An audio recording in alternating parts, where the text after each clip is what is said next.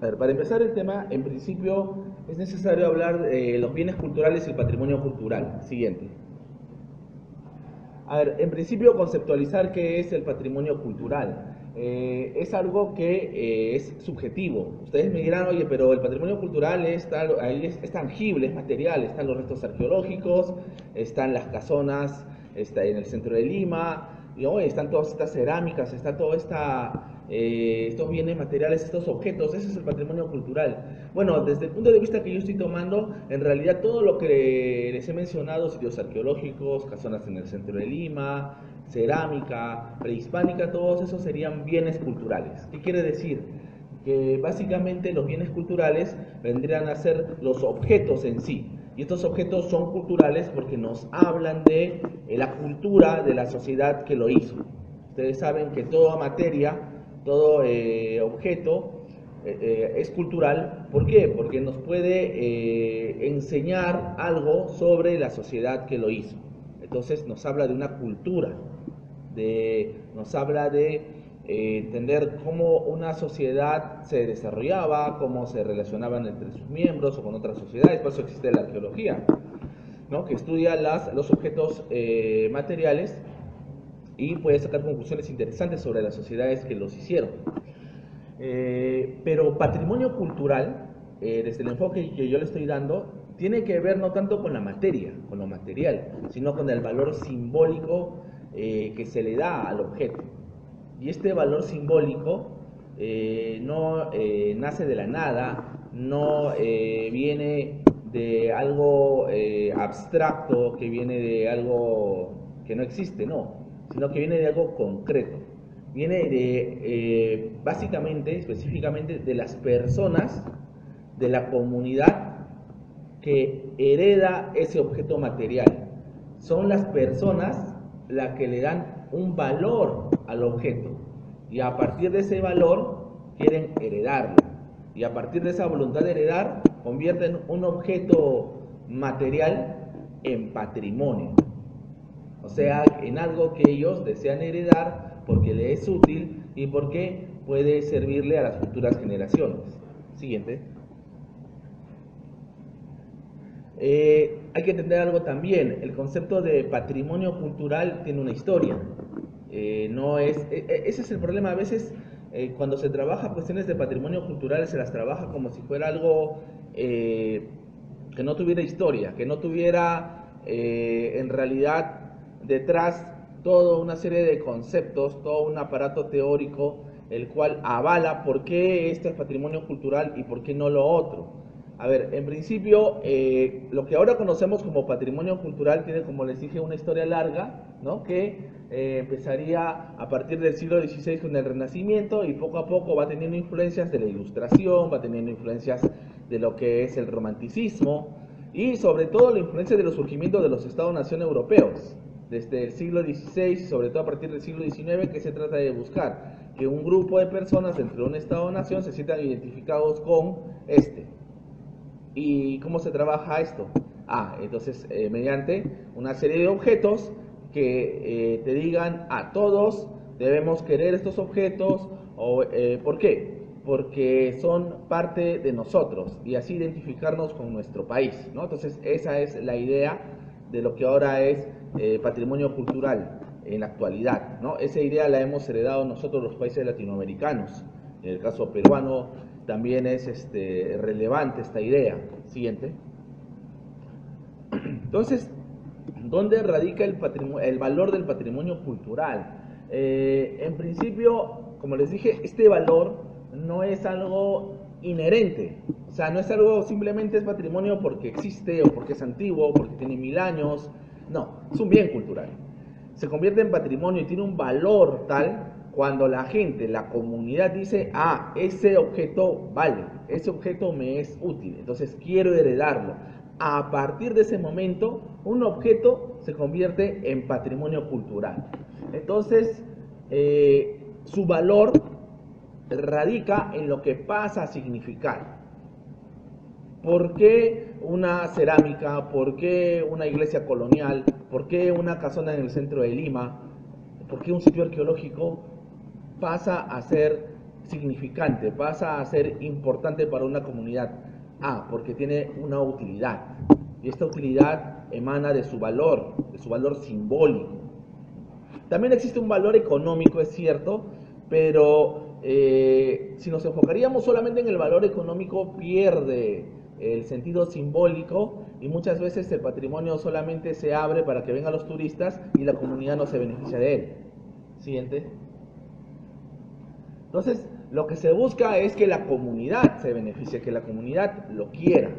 No buscamos que vengan un grupo de personas del extranjero a verlo y luego digan qué bonito y se vayan.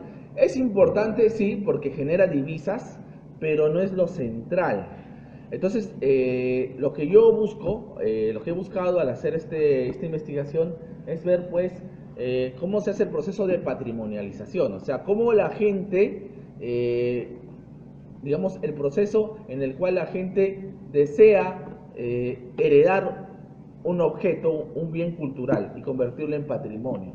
Bueno, desde la antropología se considera que el patrimonio está formado por objetos que perduran en el tiempo, ¿no es cierto? Estos objetos tienen una historia, nos hablan de una sociedad, sea del pasado o sea del presente, inclusive nuestras tradiciones, nuestras costumbres, nuestra gastronomía son patrimonio también, es cultura viva, tienen una historia. Si nosotros nos remontamos a, oye, ¿y por qué comemos, por ejemplo, cuy y chicha de jora? Tienen una historia del por qué, ¿no? Tienen inclusive antecedentes prehispánicos, y es patrimonio cultural. Entonces, este conjunto de objetos que tienen historia son vehículos de una serie de significados. O sea, no son objetos vacíos de contenido, vacíos de significado, todo lo contrario. Tienen un significado bastante elaborado. El problema es cómo hacer que la gente conozca ese significado y se reconozca en ese objeto cultural para convertirlo en patrimonio cultural. Siguiente. Entonces, vemos que un objeto cultural tiene dos dimensiones, material y simbólica. Siguiente. Entonces, esta es de la parte simbólica que es importante hablar de esto. Es importante, lo material también es importante porque es el soporte, pero es lo simbólico sobre todo lo importante aquí. Siguiente. Y es cómo lo simbólico puede entrar, ser conocido por la gente. Entonces acá vemos, por ejemplo, que el proceso de patrimonialización pasa desde el bien cultural, que no tiene, digamos que solamente el objeto, y el patrimonio cultural, que ya viene a ser un significado, viene a tener un significado, y por lo tanto la gente al entender ese significado tiene voluntad de heredarlo. Entonces, y este proceso ya es colectivo, no es individual, es de un grupo de personas. Siguiente.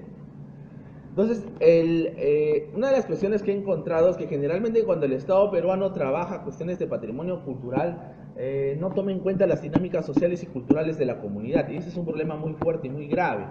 Es como que quisiera darle, oye, quiero este patrimonio cultural, pero no me importa entenderte, no me importa saber qué necesidades tienes, no me importa saber cómo el patrimonio puede a ti ayudarte a satisfacer ciertas necesidades. No, solamente quiere ese patrimonio en abstracto, y ahí viene el problema. Siguiente. Es pasado, presente y futuro. A ver, sigue, por favor.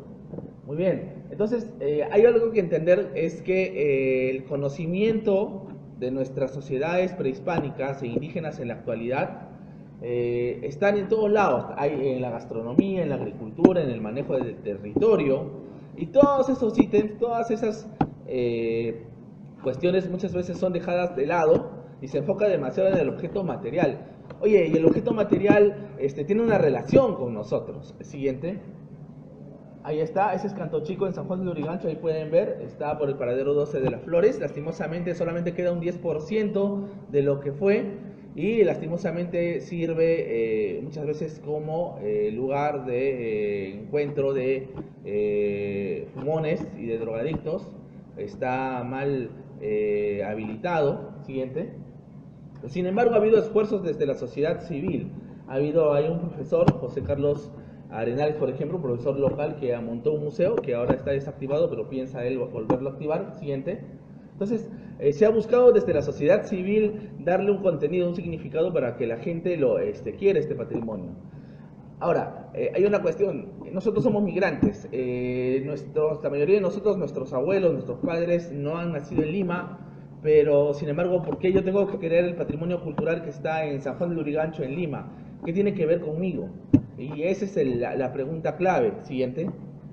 ¿Qué es lo que ha sucedido? Que como el Estado peruano ha trabajado desde el abstracto, entonces, oye, ¿quiere este patrimonio? Sí, pero ¿por qué? Porque resulta que entre ese patrimonio cultural prehispánico de hace 500 y 1000 años y yo, que tengo un origen provinciano, de andino o amazónico, hay un origen común. Y este origen común justamente está en esta cultura prehispánica andina y amazónica. Entonces, aunque mis ancestros no hicieron canto chico, sin embargo, el estudiarlo y el comprenderlo me ayuda también a entender a mi propia cultura prehispánica que estuvo en la provincia de mis padres, porque todos tenemos un origen, un foco originario, ¿no es cierto?, común.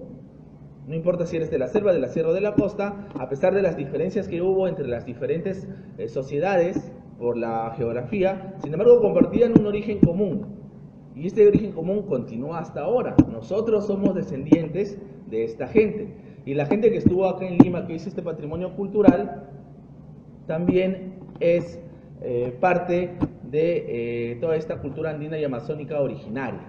Y eso se deja de lado. El Estado peruano, ¿qué es lo que ha hecho? Muchas veces ha dejado de lado esto y ha dicho, quiere el patrimonio cultural, pero sin enfocarlo y relacionarlo con la realidad de la gente que trabaja o que vive en esa comunidad. Siguiente. Entonces, como conclusión ya, para terminar, el patrimonio cultural es muy importante porque genera identidad, genera ciudadanía, con ciudadanía y autoestima social, pero no se puede trabajar desde lo abstracto, sino desde lo concreto. Si se quiere trabajar cuestiones de patrimonio cultural, se tiene que conocer quiénes son las personas que viven allí, qué necesidades tienen, identificar esto y a partir de ahí trabajar el tema de patrimonio y relacionarlo, tender puentes. Nosotros en la actualidad tenemos un montón de cultura viva.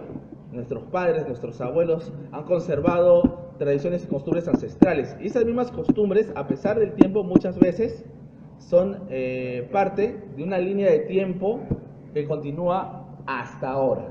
Y el patrimonio cultural arqueológico nos habla de un tiempo pasado que no ha quedado muerto, sino que continúa presente y está en nosotros, en nuestra cultura y inclusive en nuestra ADN, porque nosotros somos, aunque mestizos, descendientes de esas culturas antiguas y prehispánicas. Y entonces eso sería todo. Les agradezco, muchas gracias.